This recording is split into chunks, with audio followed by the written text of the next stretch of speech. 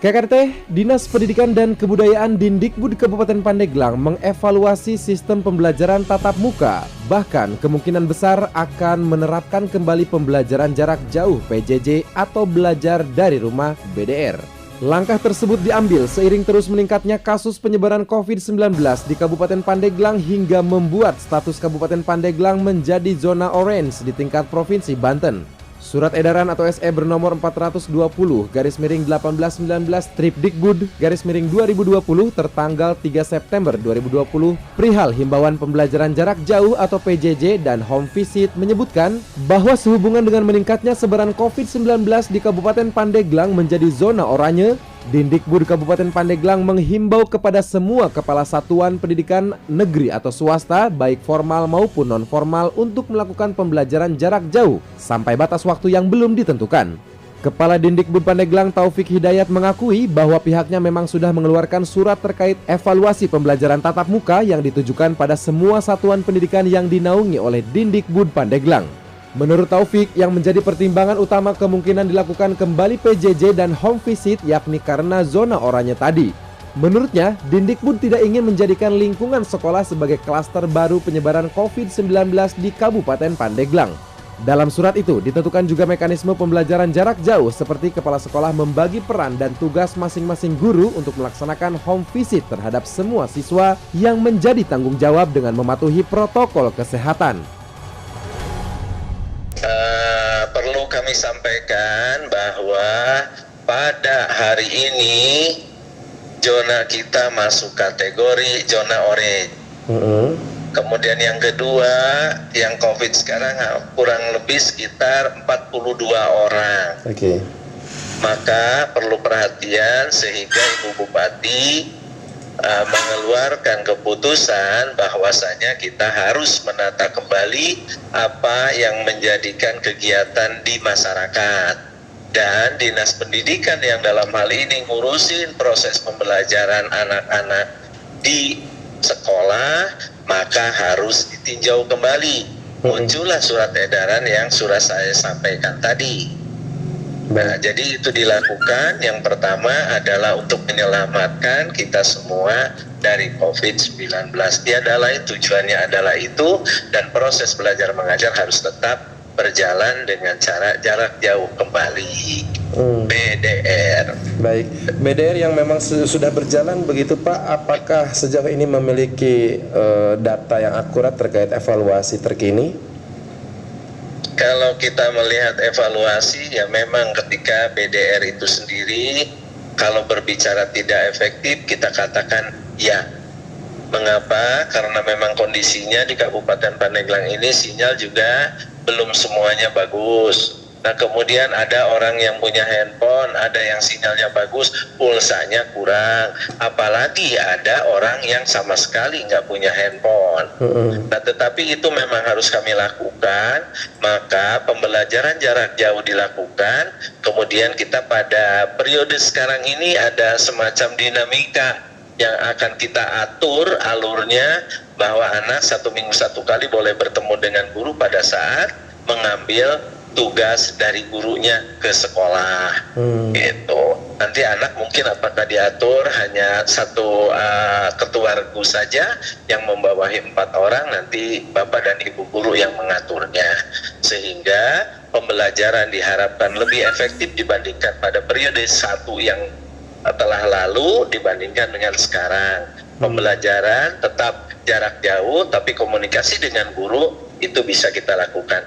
Dan termasuk di dalamnya guru juga diwajibkan untuk melakukan home visit atau kunjungan rumah ke para siswanya masing-masing. Oke.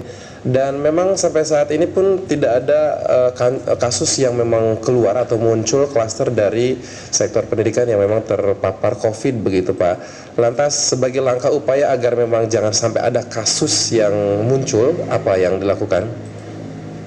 Kalau memang yang muncul, kita malah ada pada saat dibuka pembelajaran tatap muka di salah satu kecamatan, hari Senin dibuka, Selasanya sudah kita tutup. Nah, kita pada saat itu juga mengantisipasi secara maksimal teman-teman di Dinas Pendidikan ini, ketika memang ada langsung kita tutup. Nah, kemudian bagaimana terpaparnya seperti itu?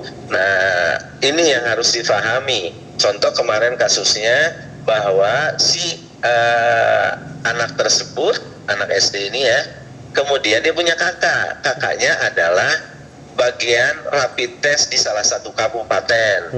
Maka mau tidak mau mungkin agak sedikit terkontaminasi, karena kami mendengar kabar begitu walaupun memang belum dinyatakan anak yang SD tersebut positif atau reaktif, maka kami lebih menyelamatkan untuk ditutup. Nah, justru hal-hal yang seperti ini juga kami terus, karena memang di setiap di kecamatan itu ada gugus tugas kecamatan. Kemudian juga di sekolah juga ada gugus tugas sekolah, sehingga komunikasi kaitan dengan COVID ini terus kita pantau secara intens. Baik, dengan pantauan yang sudah berlangsung dan yang sekarang mungkin menjadi wanti-wanti, kira-kira sampai kapan ini Pak untuk PJJ terus dilakukan, BDR terus dilakukan sebagai langkah antisipasi? Itu dalam waktu yang tidak terbatas. Jadi kita tidak memberikan waktu sampai Desember atau sampai Oktober atau sampai November. Di sana nanti ada kelanjutan yang harus kita lakukan perubahan kembali dengan tidak mengenal waktu. Baik. Apa kabar dengan para petugas Satgas di tingkat sekolah Pak? Dalam hal ini menggerakkan UKS. Ya kita terus bahwa teman-teman UKS itu yang ada di yang ada di sekolah ya tetap dimaksimalkan. Iya. Baik. Mereka sambil berlatih, sambil juga menyampaikan kepada kakak-kakak, adik-adik kelasnya atau memang adik seangkatannya. Ya. Baik. Ada standar dan protokol kesehatan kita Pak. Keluh kesah apa yang diperoleh oleh Dindikbud dari para wali murid atau dari para pengawas yang memang merangkum beberapa progres di lapangan Pak? Kami selalu, karena yang namanya nomor handphone Kepala Dinas Pendidikan ini tersebar ke seluruh warga masyarakat Pandeglang, khususnya orang tua. Mereka mengeluh, Pak, bagaimana kami masa benar mahayang cerai sekolah mohon kami ge cocok, guru-guru juga cocok, tapi kondisi situasi dan kondisi sapertos kieu wayahna. Jadi ibu berbagi, memang mendidik dan mempelajari anak itu di rumah memang juga kami cukup memahami susah, tetapi apapun yang terjadi undang-undangnya juga sudah diatur, yang bertanggung jawab terhadap pendidikan itu adalah keluarga, masyarakat, dan pemerintah. Sekarang ibu dan bapak di rumah walaupun tidak ada COVID sebetulnya merupakan kewajiban untuk membimbing anak belajar di rumah. Baik. Gitu. Dan sejauh ini untuk zona oranye yang ditetapkan Pak beberapa kecamatan kan tidak juga termasuk darurat begitu. Apakah pembelajaran tatap muka masih mumpuni untuk dilakukan? Kita memperhatikannya edaran Bupati. Edaran Bupati nomor 55 itu menyatakan bahwa kita harus melakukan pembelajaran di rumah. Itu. Baik, harus patuh semuanya ya Pak ya? Ya, samina wa atona kita ya. Kalau misalkan tidak patuh kena sanksi tidak Pak? Ya iya dong, pasti. Kalau memang tidak melaksanakan ya kita berikan sanksi. Baik. Ada pesan atau himbauan mungkin Pak terhadap para peserta didik dan juga para pendidik di seluruh pelosok Pandeglang? Iya. Kami sampaikan tentunya ucapan terima kasih kepada para orang tua yang sudah membina dan mendidik anaknya pembelajaran di rumah pada periode 1 dan pada periode 2 ini mudah-mudahan tetap kita melaksanakan itu. Kemudian yang kedua, kepada para guru mohon kiranya jadwalkan kunjungan ke rumah siswa dengan baik, dan juga pembelajaran yang pada fase yang sekarang ini memang ada sisi yang berbeda, maka silakan modifikasi, tetapi tetap bahwa proses pembelajaran harus efektif dan efisien.